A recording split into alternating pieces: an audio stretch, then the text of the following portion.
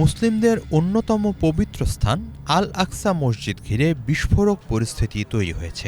জেরুজালেমে মুসলিমদের সবচেয়ে গুরুত্বপূর্ণ এই ধর্মীয় স্থাপনা ইসরায়েলের দখলে চলে যাওয়ার ঘোর আশঙ্কা তৈরি হয়েছে বলে সতর্ক করেছে জর্ডান।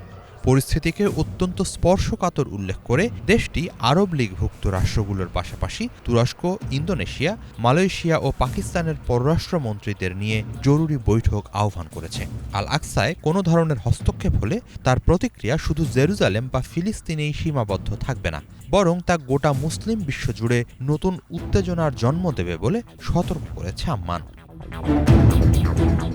জর্ডানের পররাষ্ট্রমন্ত্রী আয়মান সাফাদি জানিয়েছেন, জেরুজালেম এখন এমন এক অবস্থায় পৌঁছেছে যেখানে সামান্য একটি উস্কানিও বড় ধরনের ধর্মীয় সংঘাতে রূপ নিতে পারে।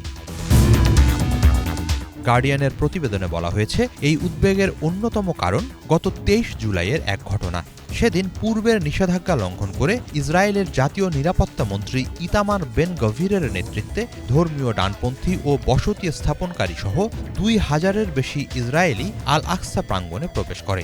সেখানে তারা ইহুদি রীতিতে প্রার্থনা ও বিভিন্ন ধর্মীয় আচার পালন করে।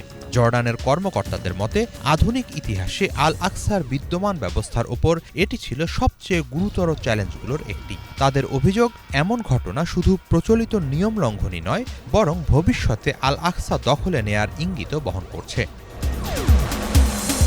আল আকসা কমপ্লেক্স, যা ইহুদিদের কাছে টেম্পল মাউন্ট নামে পরিচিত, বহু দশক ধরে একটি বিশেষ ধর্মীয় সমঝোতার আওতায় পরিচালিত হয়ে আসছে। ১৯৬৭ সালের যুদ্ধের পর থেকে কার্যকর এই স্ট্যাটাস কো অনুযায়ী মুসলিমরা সেখানে নামাজ আদায় করতে পারেন, কিন্তু ইহুদিরা প্রকাশ্যে প্রার্থনার অনুমতি নেই।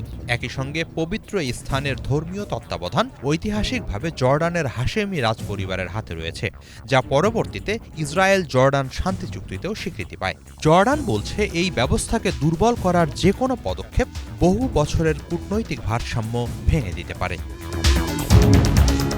উদ্বেগ আরও বাড়িয়েছে আল আকসা সংলগ্ন এলাকায় ইহুদিদের বিশেষ পুলিশ ইউনিট গঠনে উদ্যোগের খবর। সেপ্টেম্বরে ইহুদিদের গুরুত্বপূর্ণ ধর্মীয় উৎসবকে সামনে রেখে উগ্র ডানপন্থী গোষ্ঠীগুলোর তৎপরতা আরও বাড়তে পারে বলে আশঙ্কা করছে জর্ডান।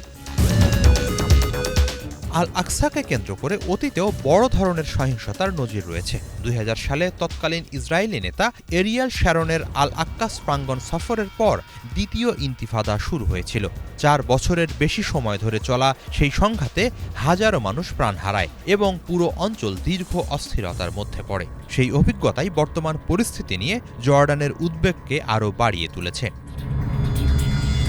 তবে জর্ডানের দুশ্চিন্তা শুধু আল আকসা ঘিরেই সীমাবদ্ধ নয়। দেশটি পশ্চিম তীরে ফিলিস্তিনিদের সম্ভাব্য ব্যাপক বাস্তুচ্যুতির আশঙ্কাও করছে।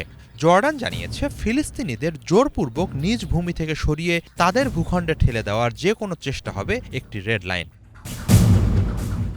পানি বণ্টন, গাজা যুদ্ধ এবং পশ্চিম তীরে ইসরায়েলি কর্মকাণ্ডকে ঘিরে দুই দেশের সম্পর্কে টানাপোড়েন চলছেই। এরই মাঝে আল আকসা মসজিদ ঘিরে সৃষ্ট সংকট মধ্যপ্রাচ্যের ভূরাজনীতি এবং আঞ্চলিক নিরাপত্তাকে বড় আকারে অস্থিতিশীল করতে পারে বলে গভীর সতর্কতা জানাচ্ছেন পর্যবেক্ষকরা। শুধু তাই নয়, গোটা বিশ্বের মুসলিম জনগোষ্ঠী এতে ক্ষুব্ধ হয়ে উঠবে। সব মিলিয়ে পরিস্থিতি চলে যেতে পারে নিয়ন্ত্রণের বাইরে। হিজল জুবায়ের, বাংলা ভিশন।